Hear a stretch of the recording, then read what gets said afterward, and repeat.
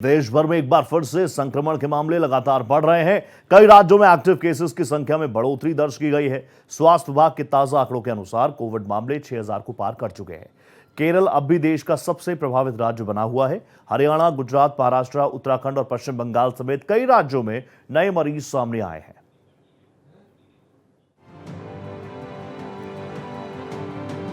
देश में कोरोना संक्रमण की बढ़ती रफ्तार डराने लगी है। कोरोना संक्रमण के सक्रिय केसों का आंकड़ा 6000 के पार पहुंच गया है। बीते 24 घंटे में 6 कोरोना संक्रमितों की मौत भी हुई है। केरल अब भी देश का सबसे प्रभावित राज्य बना हुआ है। यहां कोरोना के कुल 1950 केस हैं। बीते 24 घंटे में इसमें 144 का इजाफा देखा गया है। इसके बाद गुजरात में 822, दिल्ली में 686, महाराष्ट्र में 595, कर्नाटक में 366, उत्तर प्रदेश में 219, तमिलनाडु में 194, राजस्थान में 132 और हरियाणा में 102 कोरोना के मामले मिल चुके हैं। पिछले 24 घंटे में हुई मौतों के बारे में बात करें तो केरल में 3 कोरोना संक्रमितों ने दम तोड़ दिया। तीनों ही पुरुष थे और तीनों को पहले से कई बीमारियां थी। ऐसे ही कर्नाटक में भी 2 कोरोना संक्रमितों की मौत हुई है। जान गंवाने वाले दोनों पुरुषों की उम्र 51 और 78 साल थी। ये दोनों भी स्वास्थ्य संबंधी परेशानियों से ग्रसित थे। इसके अलावा 42 साल के एक पुरुष की कोरोना संक्रमण से तमिलनाडु में मौत हो गई। केंद्रीय स्वास्थ्य मंत्रालय के आंकड़ों के मुताबिक पिछले 48 घंटों में 769 नए संक्रमणों के साथ भारत के सक्रिय कोविड मामले 6000 के आंकड़े को पार कर गए हैं। आधिकारिक सूत्रों के मुताबिक बढ़ते कोविड मामलों की वजह से केंद्र सरकार सुविधा स्तर की तैयारियों की जांच करने के लिए मॉक ड्रिल करा रही है।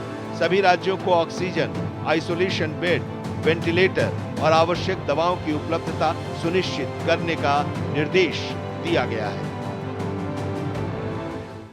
तो कोविड के केसेस लगातार बढ़ रहे हैं। मेरे साथ मेरे सहयोगी आदित्य द्विवेदी दिल्ली से जुड़ चुके हैं। आदित्य, मैं आपसे जानना चाहूंगा, अब तक तो हर कोई ये कह रहा था कि बहुत माइल्ड सिम्टम है, कोई दिक्कत वाली बात नहीं है, लेकिन अब धीरे धीरे केसेस बढ़ रहे हैं। आप दिल्ली में हैं, केंद्रीय स्वास्थ्य मंत्रालय किस तरीके से मॉनिटर कर रहा है केसेस को?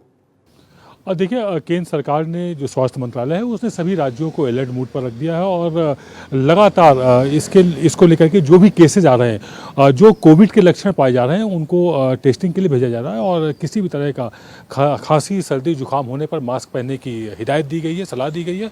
और जो सबसे ज़्यादा मामले बढ़े हुए हैं वो केरल में है। केरल के बाद महाराष्ट्र और गुजरात में है। कर्नाटका में भी मौत का आंकड़ा बढ़ा हुआ है, 9 लोग वहाँ पर मरे हुए हैं। तो इस तरह से साउथ के कुछ प्रदेशों में ज़्यादा गंभीर बनी हुई है। बात यदि हम रोहित दिल्ली की करें तो यहाँ पर भी 7 मौतें हो चुकी हैं और यहाँ भी हर दिन कोविड के नए मरीज मिल रहे हैं। तो अलर्ट मोड पर है। यहाँ पर दिल्ली सरकार ने आदेश दिया हुआ है सभी जिला अस्पतालों को, जो अस्पताल हैं उनको अलर्ट मोड पर रखा गया और अलग से बड़े अस्पतालों में वार्ड भी बना दिए गए ताकि कोविड के मरीजों को अलग रखा जाए, ये मामला और ज़्यादा फैले नहीं। जी रोहित। आदित्य, आप दिल्ली में लगातार घूम रहे हैं। अभी सबने ईद का भी त्यौहार मनाया, आने वाले दिनों में भी कई त्यौहार होंगे। बड़े बड़े मार्केट्स हैं दिल्ली में, बड़ी संख्या में लोग पहुंचते हैं, टूरिस्ट पहुंचते हैं।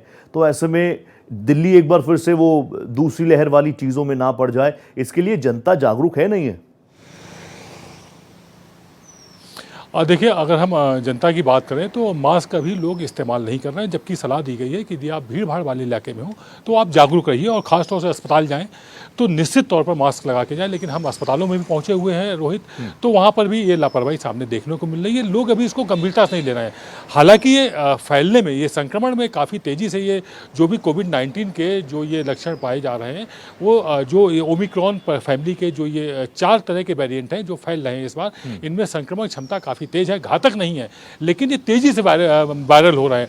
तो जब तेज़ी से ये फैलते हैं तो ऐसे में ज़रूरी है कि आप सावधानी बरतें। सावधानी ही बचाव है, वरना ये बड़े पैमाने में फैल सकते हैं।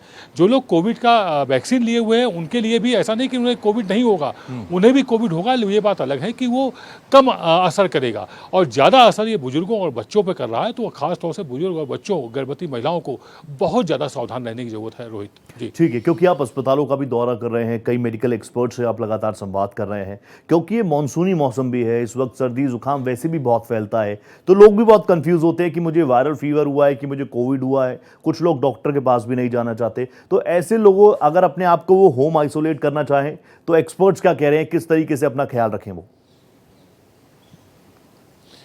और देखिए एक्सपर्ट्स ने साफ किया हुआ है, सारी बातें बिल्कुल क्लियर है कि यदि आपको थोड़ा भी लक्षण है, यदि आपको 2 से 3 दिन हो रहे हैं और लगातार आपको खांसी जुकाम और इस तरह की खराश है अगर गले में, तो पूरी सावधानी बरतें और कोविड की टेस्टिंग जरूर कराएं। कोविड टेस्टिंग निकलने पर उसमें सीक्वेंसिंग की टेस्टिंग हो रही है कि कहीं डेल्टा वाला सिस्टम तो नहीं, हालांकि अभी तक ऐसी कोई बात सामने नहीं आई हुई है। कोई बहुत ये जो ओमिक्रॉन फैमिली के जो 4 वेरिएंट पाए गए हैं, ये बहुत गंभीर नहीं है, मतलब बहुत घातक नहीं है। लेकिन हाँ, इनमें संक्रमण फैलने की जो क्षमता है वो बहुत ज़्यादा है। और बारिश का वक्त है, चूंकि मौसम में उतार चढ़ाव है, सुबह के वक्त कहीं ठंड होती है और दोपहर में भीषण गर्मी होती है, शाम तक फिर हवाएं तेज चलती है, मौसम में बदलाव होता है, एक दिन में 4 से 5 डिग्री टेम्परेचर डाउन होता है। तो ऐसे में इस तरह के संक्रमण फैलने के चांसेस ज़्यादा होते हैं, तो सावधानी ही बचाओ है। डॉक्टर लगातार सलाह दे रहे हैं कि भीड़ भाड़ इलाके में भी आप सावधानी बरतें, और यदि आपको थोड़े भी लक्षण लगे तो आप कोविड की टेस्टिंग जरूर कराएं। हालांकि लोग इतने गंभीर नहीं हैं, वो पहले अपने घर में ही ट्रीटमेंट करते हैं, नॉर्मली डॉक्टर से बात करते हैं,